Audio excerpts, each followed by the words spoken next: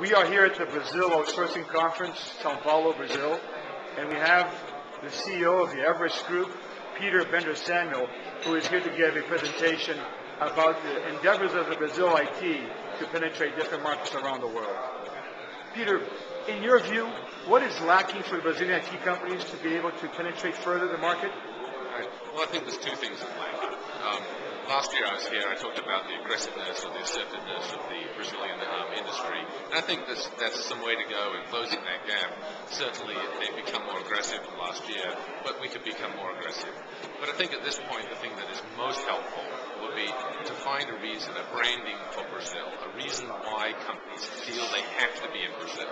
Brazil offers so many things, but there's no one thing that Brazil has been able to define itself for. So India is defined as the place you get low-cost, high-quality IT.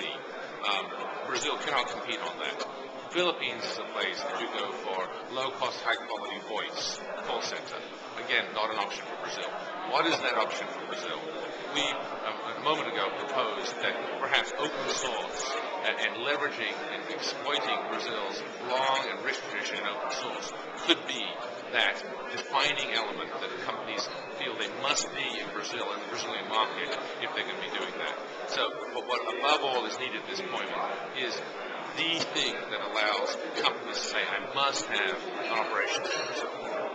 And if you were to tell the industry association and Brazilian government a silver bullet, what silver bullet would you advise them to use? Well, I think I just brought that up, which is I think our best idea is to define open source as the thing that people should be. Now, let me be clear about this. That is not to say that Brazil shouldn't deliver all the other elements that has a very rich tradition of doing, like ERP, data centers, application development in other areas.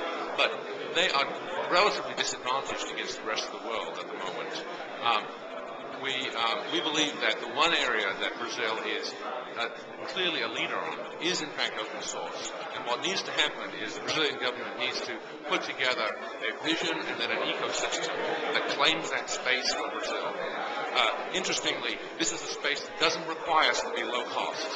It most clearly illustrates our natural assets of innovation, of flexibility, of passion that are quintessentially Brazil, and we can bring those attributes out in a way that the world can see that and find other reasons to be in Brazil as well. So I believe a commitment to that would be the most useful, the highest return that the Association of Brazilian Government would do.